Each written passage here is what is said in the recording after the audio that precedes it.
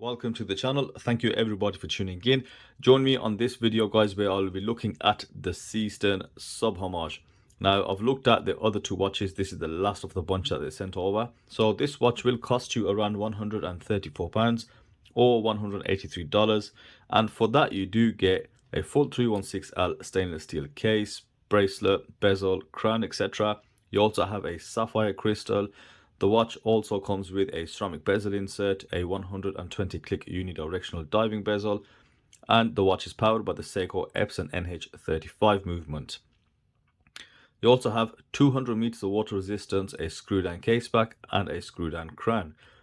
Dimensionally, the watch is 40 millimeters across, 13 millimeters thick, 48 millimeters in length, and a 20 mil lug width, with an overall weight of about 150 grams. Now when it comes to a watch like this, or rather the watch that is trying to homage, we know that it is a very popular watch, number one, and number two, that they have been homaged endlessly. It's probably the most replicated watch out there, also the most homaged watch, and not only from China. There's actually a lot of mainstream brands that have also homaged this particular watch case, as well as micro brands. Now bringing it back to AliExpress, you guys know as well as me, you are really spoiled for choice. You can get one as little as 20 or 30 pounds, all the way up to 200, 300. So that being said, this is Seestern's version. Now let's see how this watch stacks up in the masses of homages out there of this particular model. We look at the Seestern, and they do have a few different dial options on this particular model. They do have a full green one, they also have a full black one, and they also have this blue and black two-tone gradiented dial available, like the one I have in my hand. So the dial, as you can see, starts off a very deep, almost midnight style of blue, which goes down 3/4 of the dial, and as it gets towards the bottom, it does fade into a deep black color. Now of course, this does bear a striking resemblance to the James Cameron edition. Now this is a very typical style of sub-dial setup. You do have a mixture of applied and printed features. You've got printed text below the 12 and above the 6, and a printed minute track which goes around the whole dial. Now the indices are also typically styled. You do have a triangle at the 12, batons at the 6 and 9, and circular hour markers in between. And the hour markers themselves are applied with a highly polished frame around each and every single one. The placement of the markers seems to be very well aligned. I don't see anything which is kind of out of place. You do also have a date window at the 3 o'clock. There is no date frame around there. Of course, you do have a magnification glass, which is also sapphire, slightly AR coated as you can tell, and has a magnification of 2.5. Now you have a typical Merc style handset on this watch, which has been finished extremely well. You will see some highly polished surfaces, as well as some chamfering, which really does react well to the light. And you'll also notice that the rehaut area is finely brushed on the insides. Let's go ahead and check out the loom shot, and you'll see that there is full BGW9 application across all the hour markers, the handset, and of course that pip at the 12 o'clock. The loom is pretty decent. It has very decent longevity, and it is applied evenly as well, so you can just enjoy that loom shot for a few seconds. And I think that is a very good attempt from Seestern. Definitely does satisfy the eyes looking at the cool blue glow. Now a couple of points to mention on the dial. First off, I think that color combination is really interesting. You don't usually see this type of dial on this particular type of case. You see it in the bigger 43, 44 mil versions. So I think that choice of color combination does make this watch look slightly more interesting than the usual color combinations that are available. I also like the loom application. The magnification window is perfectly aligned in my eyes, and so are all the hour markers. But there is a slight problem that I do see on this dial, and it's not with the actual design of the dial or the construction. It's to do with the assembly process. While doing the close-ups, I did manage to pick up a fair bit of dirt and debris on the dial and under the crystal. Now while these are very minute specks, now overall you can't see that when the watch is on your wrist. You have to go really close up to it, as I did with the camera, which sort of highlights these specks. It's a part of that Chinese assembly process. They're not the cleanest of environments, so I would like Seestern to clean up that assembly process a bit and pay just a bit more attention when the watches are being assembled. As I said, it is quite minor, and without these close-ups you actually wouldn't be able to see this on wrist at all. But to reiterate, I think the overall finishing is quite good from a new sort of sub homage. And I like what I see so far. Now, as we move over to the bezel, you'll see a fully black ceramic bezel insert. As you can see, it is a high gloss finish, and you can see the white markers which have been debossed into the bezel. The quality of the bezel insert is good. The markings have been done quite well. The paint does not overrun. It's very clean and crisp cuts present. You'll also see the applied raised loom pip, which is seated inside a polished frame. Now let's look at the bezel construction. Now you'll notice around the lip of that bezel, you do have a highly polished finish. Now have a closer look at the scalloping. It is done to a really high level. There is no sharpness at all. It's quite smooth considering the style of the bezel. And on the side of the bezel, you have brushing present. And as you take a closer look, you'll see it is done to a very decent quality. As mentioned, no rough edges, no sharpness, just overall a really good finish. Now let's check out the rotation.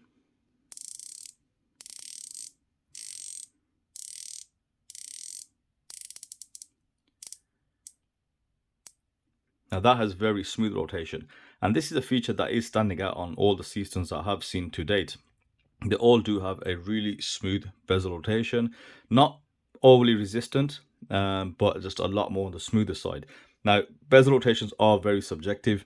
Everyone differs in how they like the bezel to rotate and the level of feedback they get. This is just right for me. And it reminds me of the Chrono Sub. And I mentioned on there that the bezel rotation did really stand out. It was very, very smooth indeed.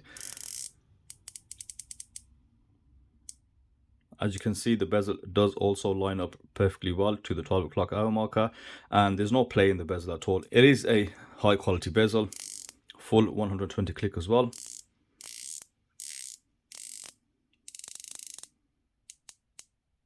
So when it comes to the case and the crown, let's check that out first.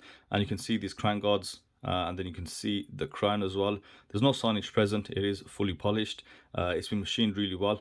But let me pull this crown out now and talk to you about a couple of things that I have noticed. So first of all, it does have a really positive pull. And what you'll see is that there is a gasket present just there to aid in that water resistance. And once you do pop it out, you're free to change the date. And there you go, it hacks as well, being a Seiko NH35 movement. Now, like the Doxa sub, that crown movement and screwing in and screwing out was so buttery smooth. It's unbelievable that you couldn't even feel the threads binding or catching at all. And that is the same thing with this crown. So when you do press it in and rotate it, that immediately stands out that you've got perfect screw in and screw out action of the crown. So I really like how they've done that. And it is something which you notice in a lot of watches, that even though you can have still a smooth thread action, but on this one it is just something else. You don't even feel the threads catching at all. So that's really good. Now, if we take a closer look at the finishing present on the A face, you'll see there is linear brushing present on the lugs. And as you can see, that is very finely done. And that is another feature of the Seesterns. The watches I have seen so far, the brushing is just that next level up. It is really finely brushed, almost satin-like in appearance. And of course, this is a sub-style case, so there's nothing that we haven't seen already. You've got the same transitions that you find almost on every single one. As you rotate the watch on its side, you will see a highly polished surface. And yeah, pretty standard. Now, one thing to note, the lug tips, on some cases, they are quite sharp. On this one, they're edgy, but not sharp at all. There has been some finishing done to prevent that super sharpness on the edges of those lugs. So overall, I think it is a very good quality case. I do like the thickness of the case. I think the profile looks pretty slim enough. A very cleanly polished finish. Now let's check out the bracelet. As you can see, it does have fitted curved end links. These are solid, of course. And the finishing, again, does stand out. Very smoothly done, as you can just tell here as I show you this bracelet. Very fine brushing. You do have a taper, which goes down from 20mm down to 15.5 at the clasp. And the sides of the bracelet, of course, are polished. Now, the bracelet does use screw-in links, and the ends of the screws are also highly polished. And when I sized this up, the screws came out really well. The screws are threaded really well, very smooth operation. It's not catching at all, which that is a main issue when you do have screw-in links. If they're not done correctly, or the screws are for cheaper quality, you do end up catching the thread and you do end up rounding it off. And you know, they're not really good, but when you do have good level of screws, as you can see, with the links and everything's done right, they do work extremely well. Of course, it's always advised to use a bit of Loctite when screwing them back in. I didn't use any Loctite and I've had no issues with that. Now, as we move over to the clasp, you'll see it is a flip-lock style clasp. You can see it is fully brushed. And on the flip, you do have this circular piece welded on there. Now, that does look unfinished because that looks like it was placed there for a reason, maybe to have a emblem on there or some signage, but that is not present. So as we open that, and again, very typical construction of what we see from a lot of the homages, you've got highly polished sides. And as you open the clasp, again, fully polished from inside. I've left that sticky on because I just can't be bothered to remove it, in all honesty. And very uniform in the finishing. Does catch quite a bit of light. And overall, does feel like a quality bracelet. There is no edginess present on the links. I've seen that on quite a few of the bracelets, but there has been just a touch bit of rounding off here, which does really help, and it comes across when you do have the watch in hand. Now, there is one standout feature that you will see on the clasp, and that is the on-the-fly adjustment. Now, this is probably the best and the most accurate on-the-fly adjustment that I have sort of handled and touched. There are cheaper versions. I think the Bligas, they do a sub homage also, and that adjustment, it's a bit, you know, stiff. It doesn't work quite as well, but this one literally just glides, open and closed. It has been done, as I said, really well, and that is quite impressive. And it makes, you know, sizing the bracelet with those small adjustments really easy to do. As you can see here, just press that down and that works incredibly well. It feels really well done, and you know, you can tell by the smaller things as mentioned on the bracelet, the way the end links fit, the way the screws thread in and out, and of course the main part being the clasp. Not everybody can get this right.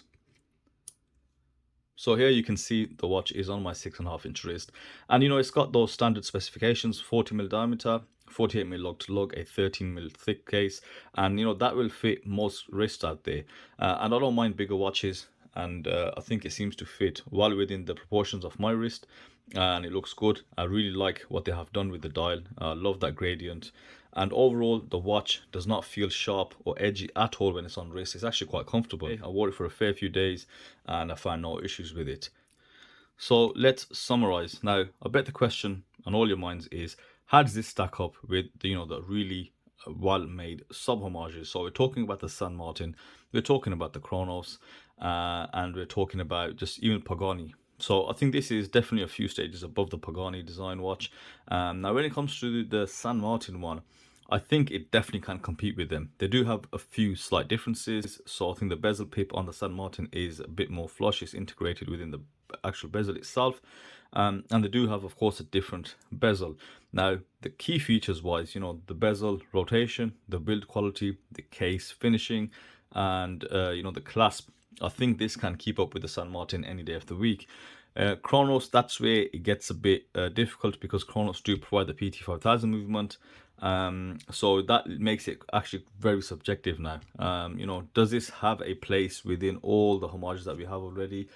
It depends how you look at it. You know, like I said, there are already a lot of good examples, and this is just another great example of a sub homage. So it's up to you if you do like it enough to actually make a purchase, because the price is actually very reasonable. I think it's really good value for money. I think it is an extremely well made sub homage. As I mentioned, there was a slight QC with regards to just there being a bit of dirt present on the dial, but you know, it is not visible at all. Only way I saw it was when I did some of the close-ups on camera. But as I said, other than that, everything else is finished really well. And so that's it. That concludes my review on the Seestern. As I mentioned, if you are interested, check the link in the description. Let me know your thoughts on this watch within the comment section below, and as always, I'll see you on the next review. Thank you for watching.